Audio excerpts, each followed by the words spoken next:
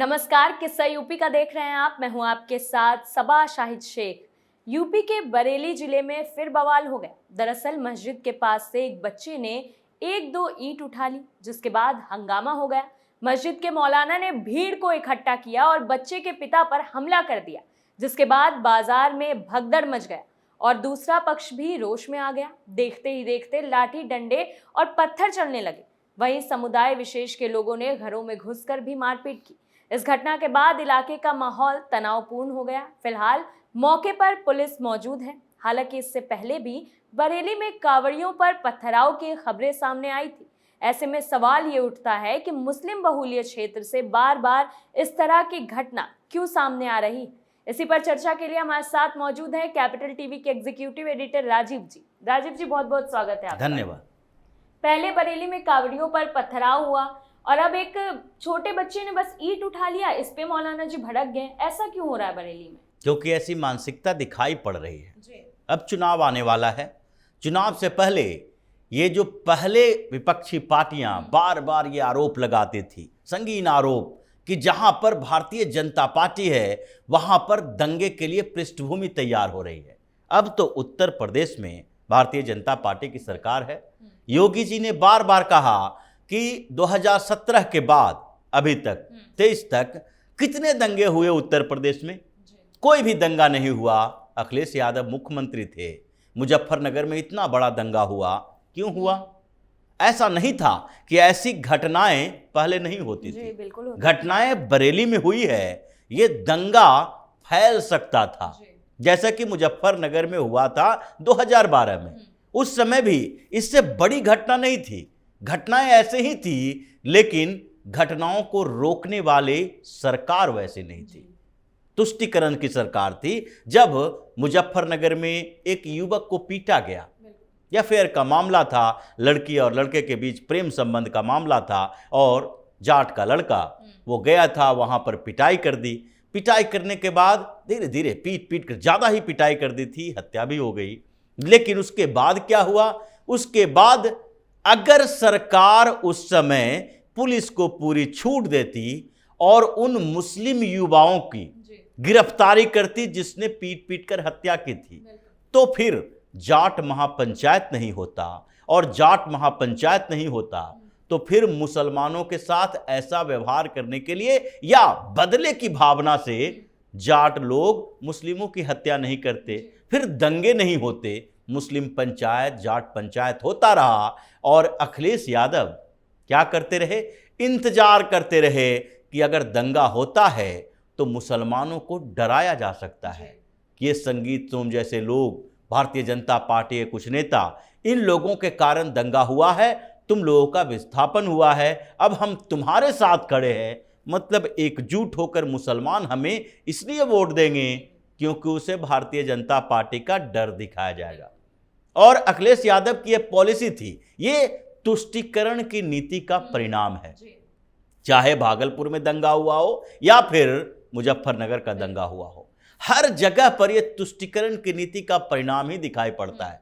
लेकिन अब की स्थिति है, अब मानसिकता वही, सरकार बदल गई, मानसिकता तो वही है। कांवड़ यात्रा के समय क्या हुआ?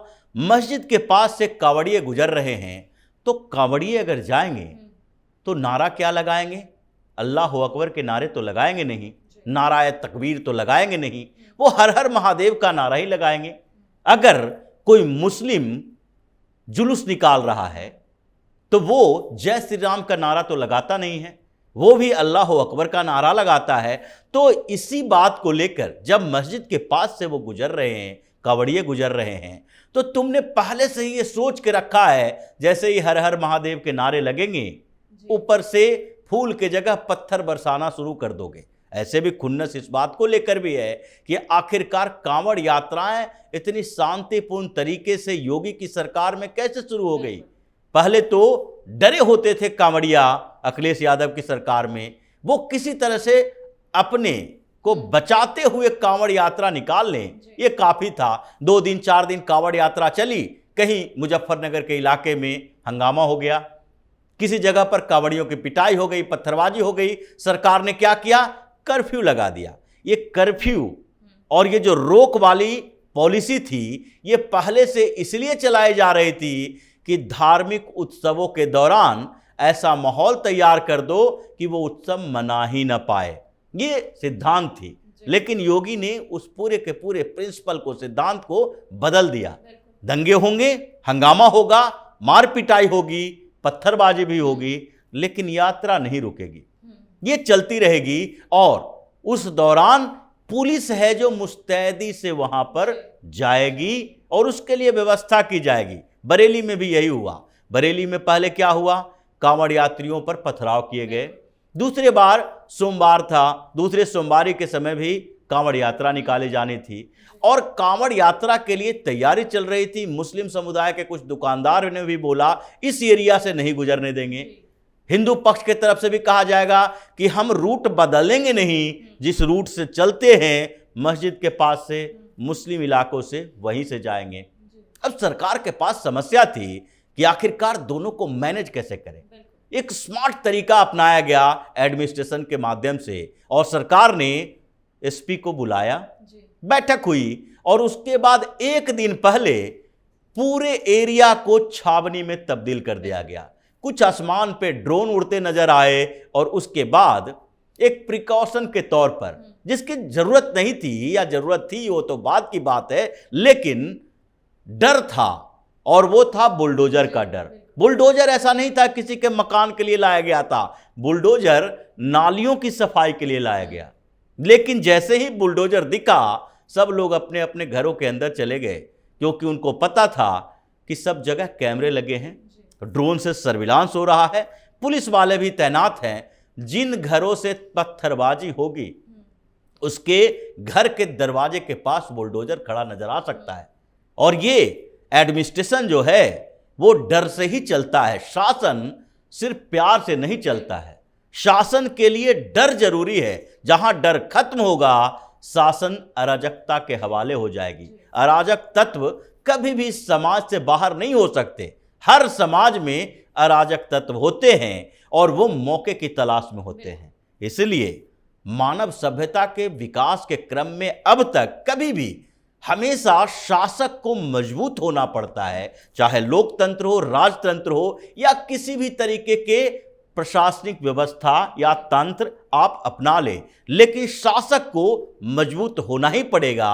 मैनेजमेंट ऐसे ही चलेगी। इसलिए कांवड़ यात्रा के दौरान दूसरी बार में शांतिपूर्ण तरीके से बरेली की उन गलियों से भी कांवड़ यात्री गुजरे और कोई पत्थरबाजी नहीं हुई। लेकिन अब फिर से अचानक क्या हुआ, इन लोगों के दिमाग में जिसने भी जहर भरी है और जो जहर भर रहा है, ये समझने की जरूरत है कि हिंदुस्तान में जितने भी दंगे हुए, जहां भी हुआ, चाहे मुजफ्फरनगर में हो या फिर मेरठ मलियाना में हो या फिर गुजरात में हो या फिर बिहार के भागलपुर में हो, जितने भी जगह दंगे हुए वहां पर सबसे आक्रामक, अंतिम समय में ही सही, अगर हिंदू मुसलमान के बीच दंगे होंगे तो सबसे ज्यादा मुसीबत किसको आएगी? मुसलमानों को ही आनी है, क्योंकि हिंदुस्तान में वो अल्पसंख्यक है और उनके पास ताकत कम है। अब ताकत कम होने के बावजूद आप अगर चिल्ला चिल्ला कर कहोगे 15 मिनट के लिए पुलिस हटा दो, ये ओवैसी का भाई अगर कहता है 15 मिनट के लिए पुलिस हटा दो, हम बता देंगे कि क्या करने वाले हैं। 15 मिनट के लिए पुलिस हटा देगी अगर सरकार, तो उसके बाद ये हिंदुस्तान के 20 करोड़ मुसलमानों का जिम्मेदारी तुम लेते हो। ये राजाकारों का समय नहीं है, ये हैदराबाद की रियासत का समय नहीं है, ये दूसरा हिंदुस्तान है। यहां पर अगर हिंदू आक्रामक हो गए 80%, तो उसके बाद क्या होगा? उसके बाद तो त्राही हो जाएगा, त्राही माम हो जाएगा। इसलिए संयम रखने की जरूरत है और इन लोगों को जो कि कम से कम उस वर्ग के हैं और प्रतिनिधित्व करते हैं, जैसे मस्जिद के पास से कोई ईंट उठा के ले गया तो क्या दिमाग में आया कि 1 2 4 या फिर कोई ऐसे ट्रॉली लगा के सारी ईंटों की चोरी नहीं कर सकता है? ऐसा तो था नहीं कि मस्जिद का दरवाजा तोड़ के या उसके दीवारों को तोड़ के वहां से ईंट लेके जा रहा था। एक बच्चे ने ईंट उठाया, एक बच्चे ने ईंट उठाई, वहां से ले गया। अब आपकी पवित्रता भंग हो गई मस्जिद की, या आपके अंदर कोई ऐसे राक्षसी तत्व समा गए? आपको सोचना चाहिए इस बात को कि एक बच्चे ने ईंट उठाई, और वो हिंदू का बच्चा है तो सावधानी ज़्यादा होती है। अगर एक सामान्य तरीके से संबंध है तो उसमें कोई किसी के खिलाफ कुछ बोल भी दे तो बर्दाश्त हो जाता है, लेकिन अगर संबंध खराब है और वैसी स्थिति में कोई प्रवोक करता है तो उसका नतीजा परिणाम उल्टा पड़ता है। और इसीलिए इन लोगों को समझना चाहिए था कि उस बच्चे ने ईंट उठाई और उसके घर पे आप पहुंच गए और पूरे माहौल को खराब कर दिए। फिर उसके बाद क्या हुआ, दोनों पक्ष में झड़प हुई। अगर सरकार सक्रिय ना हो, अगर एडमिनिस्ट्रेटर मजबूत ना हो, प्रशासन पूरी तरीके से मुस्तैद ना हो, तो फिर ये बड़ा दंगा का रूप ले सकता है और फिर सारे जो मुस्लिम लीडर हैं और मुस्लिम सपोर्टर पार्टियां हैं वो सारे फिर चिल्ला चिल्ला कर कहेगी कि यहां तो बरेली में मुसलमानों को मारा जा रहा है, भगाया जा रहा है, मुसलमानों के ऊपर अत्याचार हो रहा है। भाई ये तो समझो कि कम से कम बैलेंस करने के लिए कुछ त्याग हर तरफ से करना पड़ता है। और अगर ये व्यवस्थाएं आगे बढ़ानी है, समझनी है, तो हर वर्ग के लोगों को समझना पड़ेगा, क्योंकि अभी आक्रामकता सिर्फ एक वर्ग के अंदर नहीं है, आक्रामकता दूसरे वर्ग के अंदर भी है। यानी पहले मुसलमान ज़्यादा आक्रामक रहते थे, हिंदू थोड़े उस आक्रामकता के साथ बचे रहते थे। जब अंतिम होता था बर्दाश्त की सीमा पार करने वाली तो दंगे का शक्ल लेता था।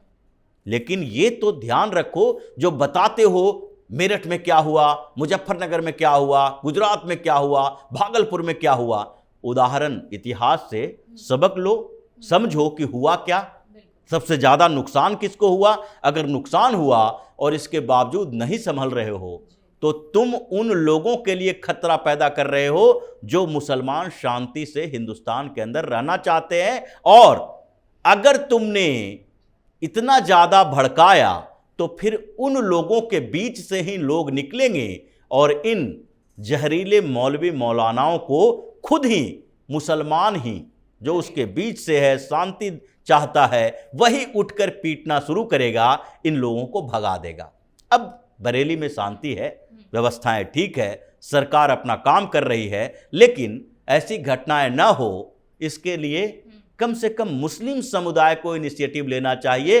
अगर नहीं लेगा तो ये 20 करोड़ मुसलमानों के लिए बड़े खतरे की घंटी है। बिल्कुल, बहुत बहुत शुक्रिया आपका, धन्यवाद। तो देखा आपने किस तरह से कुछ कट्टरपंथी हमारे देश की शांति को भंग करने की कोशिश कर रहे हैं। पहले कावड़ियों पर पत्थराव और अब एक बच्चे के ईंट उठाने का मुद्दा। अगर ऐसा ही चलता रहा तो ये लोग हमारे देश को तबाह कर देंगे, इसलिए ऐसे लोगों पर लगाम लगाना बेहद ज़रूरी है। फिलहाल के लिए किस्सा यूपी का में इतना ही। देखते रहिए कैपिटल टीवी। नमस्कार।